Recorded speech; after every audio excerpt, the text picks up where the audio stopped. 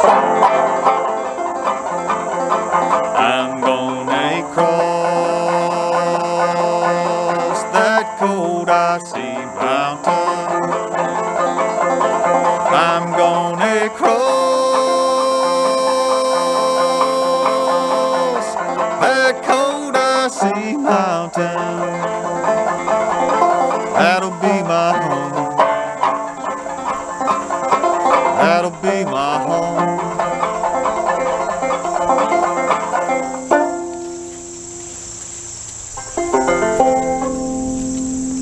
First things first, we got to talk about how to set this instrument up.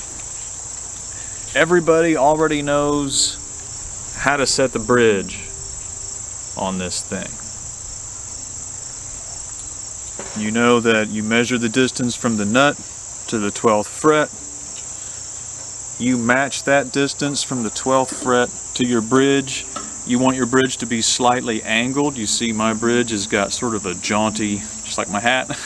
It's angled a bit, and that's what you want, okay? And then you test it by, you strike a string open, and then when you do the natural harmonics, I call it, you just hold a chime over the 12th fret. You should get the same note.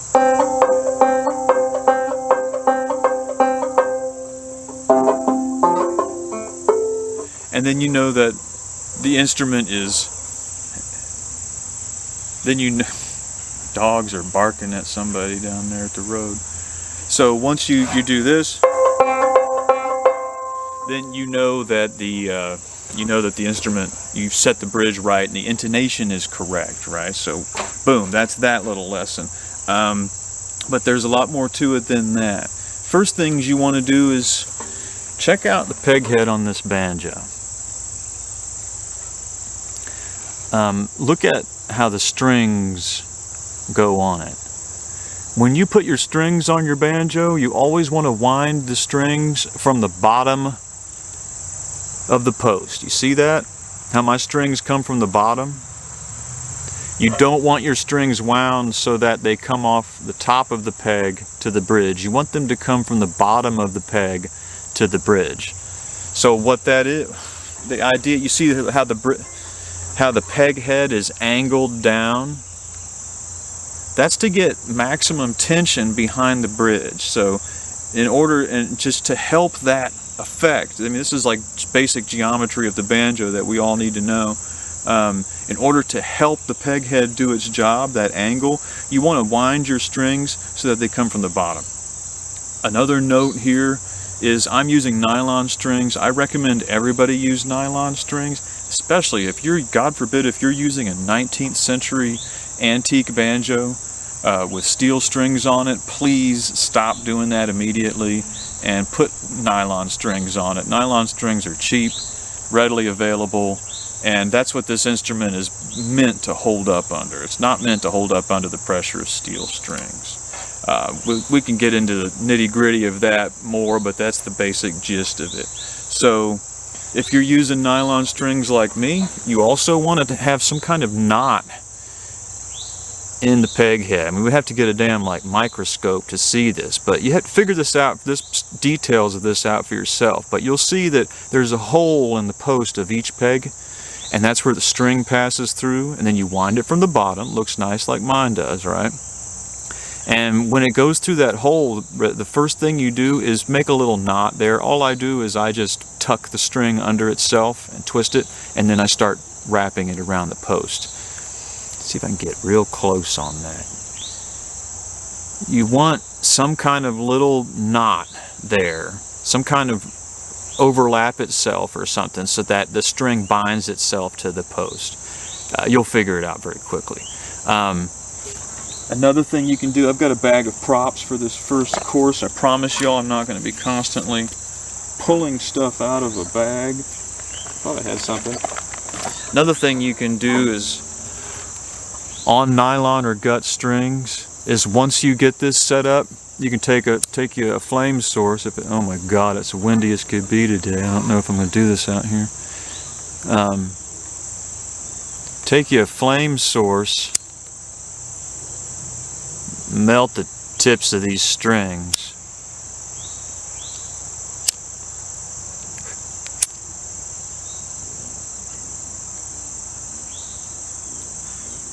So that's how you want your peg head arranged and your strings up there. The fifth string is a lot more forgiving. Basically just wrap it around, tie you another knot here. If you're using nylon strings, wrap it around, put it through, and that's how you do that. We got to talk about tailpieces now. Okay. So first let's note the tailpiece I have on this banjo.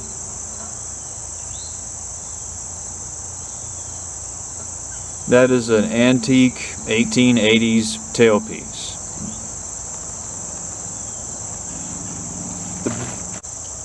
The best tailpieces you can have are adjustable tailpieces like this one. This is a Kirschner tailpiece, and you basically, it works for steel strings or gut.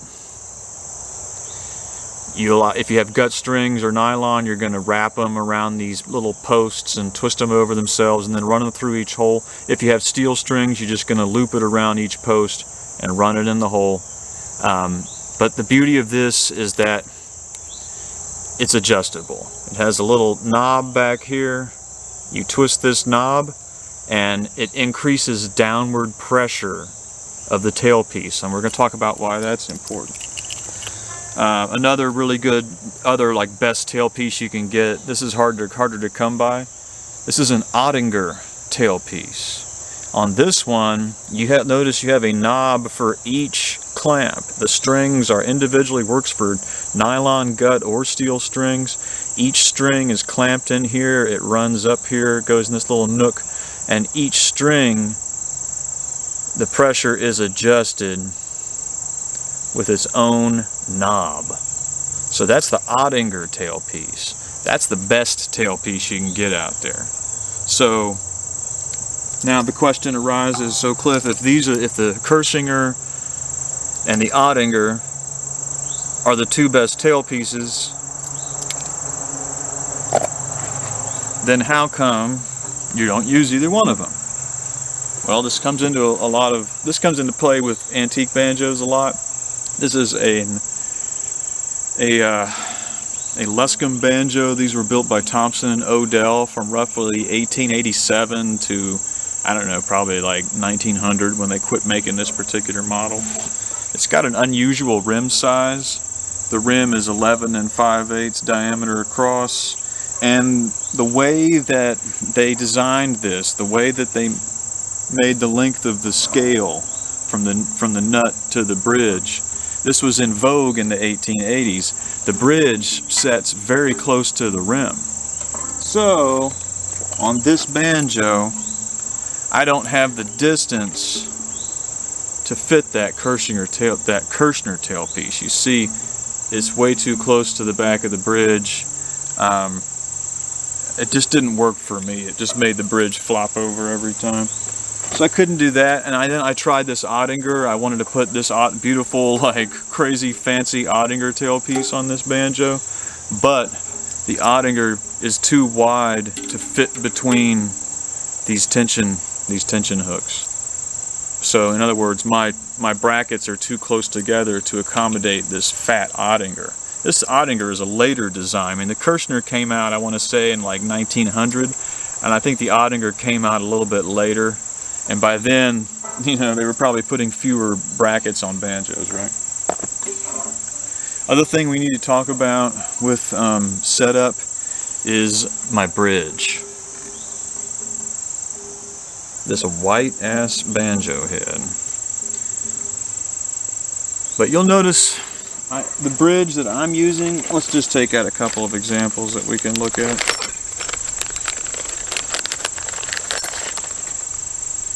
This is the bridge that everybody uses. The three-legged bluegrass bridge with its maple with the ebony cap on top. The problem with these bridges is that they're designed for steel strings. If you're using steel strings, and again, I mean, this is a bluegrass bridge, really. This was developed for bluegrass banjo. So if you want to play traditional banjo, this is not really the ideal bridge for you. If you're using nylon strings, this is not the bridge you want to use. I mean, the whole point of the point of the ebony is to keep steel strings from cutting into the softer maple underneath, right? And it also mutes those steel strings. Steel strings on a solid maple bridge with no cap, it sounds very open and sort of twangy and hollow. So for example, if you run steel strings over this antique bridge, this is just a three-legged antique bridge, solid maple bridge. If you run steel strings over that, it's going to sound very hollow and twangy. It's not going to sound good. So what they needed to do for steel strings was mute it with the ebony on top. So you're muting the banjo, and that's great if you're using steel strings because you want to mute them a little bit. But if you're using nylon strings, like if I used this bridge on this banjo, it wouldn't work for several reasons, and one reason why I would not do it is it wouldn't sound good. Nylon strings when they go across this ebony, it mutes them, and they might still sound good, but they're going to sound so much better if you run your nylon strings across a solid maple bridge like this. There's a few makers who are making them.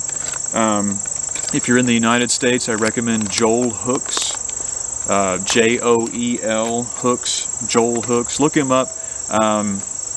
I don't want to give his website right now because it might change. I don't know. But look up Joel Hicks, and you can get a really quality bridge from him in the United States. He's based out of Vermont, I believe, or New Hampshire, one of those states up there. He has access to really high quality, hard maple, and he knows what he's doing. And he charges a very fair price for his bridges. That's Joel Hicks. The other source is Clifford Essex. Clifford Essex. E-S-S-E-X. That's over in England, in the United Kingdom, UK. They seem to be in and out of business. I don't know. But they make a ton of bridges when they are in business. So you should be able to find a Clifford Essex bridge, solid maple, classic banjo bridge is what they call them. They call them classic banjo. I could just call it a traditional bridge, but that hasn't caught on, you know. They call it classic banjo bridge. So that's probably the source to go to if you're in Europe. The main point of what differentiates a good banjo bridge from a bad banjo bridge, again, they need to be solid maple, they need to be made of very hard maple, and they need to be very narrow as you're comfortable with, as narrow as possible along the ridge, along the top of the bridge. You can see this one. That one's not terribly narrow, but a fancy one would be even narrower than this. Okay, the other thing as far as banjo setup is we need to talk about head tension. Get one that's not so bright. That'll look better on camera. So here's an old minstrel style bridge, an old minstrel style banjo. And you'll see I have synthetic heads on both of these. If you have skin heads, that's great. Skin heads sound the best. Calfskin head sounds the best, actually, I think. Another reason that calfskin is superior, and this is something that I know to be a fact, is that a good quality, a pure white calfskin head with no translucent spots in it and stuff like that, a good white calfskin head is way less impervious to the elements than a goatskin head is. And you can see here I'm outside. I like to film and play music outside a lot. It's very humid today. I've gone to just cheap frosted plastic heads on all my banjos as much as I can. But if you are using skin, just know that goat absorbs moisture way quicker than calfskin.